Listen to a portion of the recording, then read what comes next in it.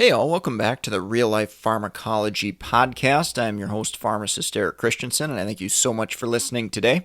As always, go check out reallifepharmacology.com. Get that free 31-page PDF. No-brainer, simply for subscribing to the podcast. Simple email will get you access to that PDF. Great review if you're out at practice. Or if you're preparing for any board exams or going through pharmacology classes in schools. So again, reallifepharmacology.com. Go get that free 31-page PDF on the top 200 drugs. Great little study guide. All right, so let's get into the drug of the day today, and that is chlorthalidone. And this is going to be a little bit more interesting in that we've had some recent research done on chlorthalidone, and I'll get to that in a little bit. But some of the basics, brand name is Thalitone. This drug is classified as a thiazide diuretic. Okay, so similar to hydrochlorothiazide, metolazone, those are some of the other drugs that are going to have similar effects to a drug like chlorthalidone. So you can imagine its uses are going to be pretty similar to that as well. In practice, hypertension is by far the most common use that I've seen this medication used for, followed by probably edema, swelling. Again, we often go more towards the loop diuretics like furosemide for removal of fluid, but thiazide diuretics can have that effect as well. And then lastly, on a rare occasion, I have seen it utilized for the prevention of calcium-based renal stones because chlorthalidone actually helps retain calcium back into the body. And so that prevents it from going out and contributing to growing stones and that type of thing. So, and we'll get into that a little bit more as we talk about the mechanism of action. Dosing, I've seen anywhere from 12.5 milligrams up to 100 milligrams per day. With that said, if it's being used for blood pressure, most often in my practice, what I've seen is 12.5 up to basically a max of 25 milligrams per day. I have seen people try to push that on a rare occasion, but in my opinion, you're probably going to be in that range, 12.5 to 25, and move on to a different agent if that's not enough to get their blood pressure down. So that's the dosing. Mechanistically, how does this drug work? So it blocks sodium and chloride reabsorption in the distal convoluted tubule. So if you remember, if you've ever seen a picture of a nephron, that distal convoluted tubule is past the big loop of Henle. So remember, that's where loop diuretics work. So with that being said, this action also leads to potassium wasting. So potassium is going to go out of the body and out into the urine. So naturally, the effects that you're going to see from that is hypokalemia, hyponatremia, so low potassium, low sodium. Magnesium can also go with that. But the one unique thing about thiazide diuretics like chlorthalidone here is the calcium component, and I mentioned that with the calcium-based renal stones and trying to prevent that. Calcium is actually retained into the body, and it can cause calcium levels to go up versus the flip side, which it sends potassium and sends sodium out of the body, leading to lower levels of those electrolytes, potentially. Again, something we always monitor. So tying that in to the adverse effect profile, we've got to remember to check electrolytes. So hypokalemia, low potassium, low sodium, and low magnesium. Those are the three biggest ones I'm concerned about. There's some other subtleties as well. And then hypercalcemia, so increased calcium levels. Also thinking about the mechanism of action here, if you want a diagram of the nephron, Pearls.com has an excellent free chart if you go sign up for a free account at pearls.com/RLP. abbreviation for real life pharmacology, obviously there. Pearls.com is offering a free diagram of thiazide diuretics, mechanism of action, and where all the diuretics work in that nephron. So it's a great visual for you. Absolutely no cost to you. Simply an email to sign up for their free account. And they've also, I have been, and I'm going to talk more about the electrolyte changes.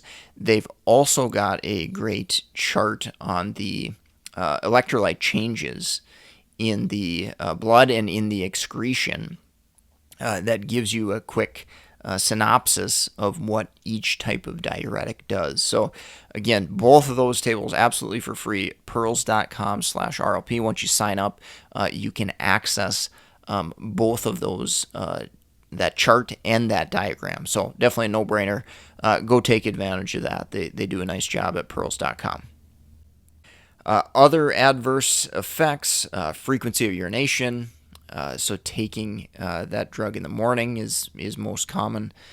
So it makes patients go to the bathroom all the time. Obviously, it's going to cause fluid to go with those electrolytes. That's what we're doing with any type of diuretic. We're sending fluid out. So urinary frequency is a big issue. Dehydration, again, sending more fluid out. So we can run the risk of acute renal failure due to dehydration. And obviously adding on other drugs, which I'll mention coming up in drug interactions, can increase that risk.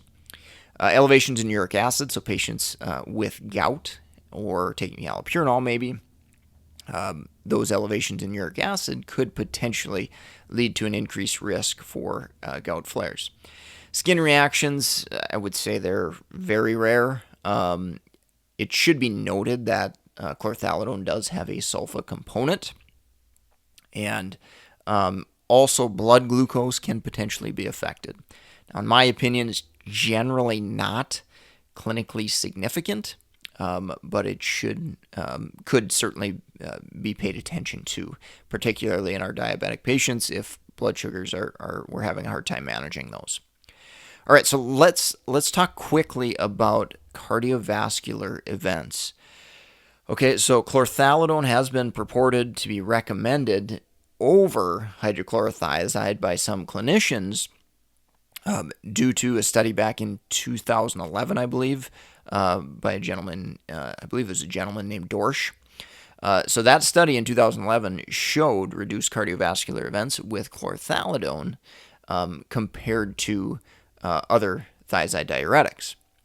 Well, in 2020, we had a study done by, and I don't want to butcher the name, so it's HRIPCSAK. So we had this study in 2020 which found no benefit of chlorthalidone over hydrochlorothiazide in cardiovascular events. Okay, so, in my opinion, I don't, we've got kind of conflicting evidence there. So those that, 100% purport chlorthalidone, it might have been before this 2020 study came out. So definitely take a look at that. If you want more details, certainly you can look up those authors, chlorthalidone study, cardiovascular events, and you'll probably see the 2011 study come up on a Google search, and you'll see the 2020. So you can look for yourself, take a peek at that. But in my opinion and assessment, I would say the jury's still out as to which thiazide diuretic is better to use in hypertension. Okay, so definitely take that into consideration for sure. And then before we get into drug interactions, I want to talk about monitoring quickly. So certainly renal function, creatinine, we're going to monitor those labs to make sure that we aren't worsening renal function when using this type of medication. Electrolytes, I've exhausted that, I think, already. Certainly blood pressure, we're going to watch. It's going to drop blood pressure. That's usually our goal with using chlorthalidone, so we're certainly going to monitor that. If you're using it for edema purposes, swelling purposes, fluid loss, then we're probably going to monitor, kind of intake and outputs and that sort of thing, and weights to monitor kind of that fluid status. All right, so let's take a quick break from our sponsor, and we'll wrap up with drug interactions. If you're a pharmacist looking for board certification study material, go check out meded101.com/store, S-T-O-R-E. We've got a great list of resources, tons of content, study questions, review courses, helpful tables and charts, lots of great content there that will definitely help you prepare to pass your board exams. And one of the biggest things that I think we offer is great information on regulatory and statistic topics. Okay, you have to know some of those topics for your board exam, whether it's BCPS or NAPLEX or so on and so forth. So we've got a great list of resources to help you prepare and pass those exams. For our nursing colleagues, I just released a new book, so definitely go check that out. Support the sponsor. And that is MedEd 101 Guide to Nursing Pharmacology. You can go find it on Amazon. Definitely a great resource.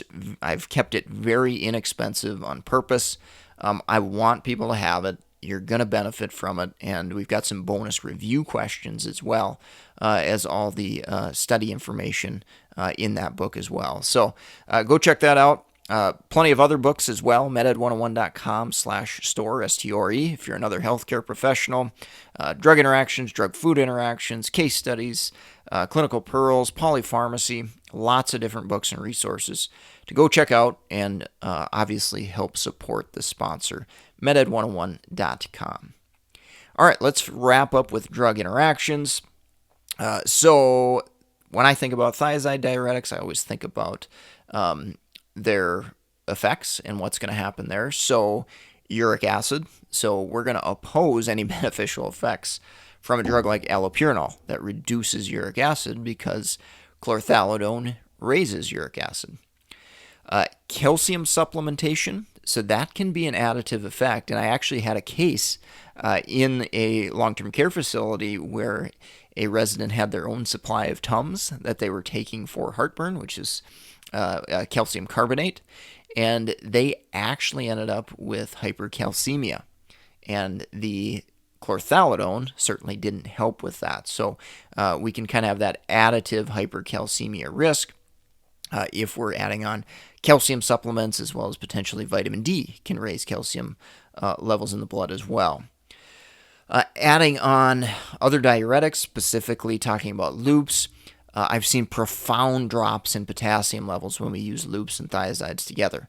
And it does happen on occasion. You will see clinicians put patients on both. Okay, so also increased dehydration risk when we're adding on other diuretics, possibly SGLT2s as well. So those are used for diabetes and potentially some heart failure benefit. Exacerbation of digoxin effects can happen, and that's specifically true as we run into hypokalemia, so low potassium levels and or low magnesium levels. Those digoxin effects may be exacerbated when we're using chlorthalidone. Elevation in lithium concentrations, so pay attention to that. NSAIDs, so NSAIDs can worsen renal function, and using that with chlorthalidone can increase this risk further. So pay attention to that. Lab monitoring is certainly very important. Minimizing the dose of the NSAID, minimizing duration, all those good important things to do and pay attention to. Obviously, blood pressure, we can have additive or opposing type effects depending upon what we're trying to do there. So if we use a drug like a stimulant, for example, we could have an opposition type effect where the stimulant's raising blood pressure and maybe we need to add chlorthalidone to manage that blood pressure. That's classic example of the prescribing cascade where we use one drug to treat the side effects of another drug. Same thing with, on the flip side, you've got two drugs that lower blood pressure. You add chlorthalidone onto, somebody taking Sinemet or another blood pressure lowering medication. Obviously, that's going to have an additive type effect. Lastly, I did want to mention hyponatremia, so low sodium, thinking about some of those drugs that can cause SIADH. So your carbamazepine, your SSRIs, two classic examples there. Pay attention to that if you have low sodium levels in your patient, and obviously, especially be careful if they have symptomatic hyponatremia, definitely. All right, so that's going to wrap up the podcast for today. Thank you so much for listening. Leave a rating review on iTunes or wherever you're listening. Greatly appreciate those of you who have taken the time to do that. It helps us grow the podcast, expand the audience, educate more people, which is ultimately my goal. I want to maximize the number of people that we're helping learn pharmacology and about medications in general. Go get the free PDF, Top 200 Drugs, 31-page study guide. Simply an email will get you that. That's at reallifepharmacology.com. And, of course, support the sponsor, meded101.com/store, S-T-O-R-E. If you want to reach out to me, mededucation101@gmail.com. If you have comments, questions, suggestions about things to cover, that type of thing. And I am going to sign off for today. Thank you so much for listening.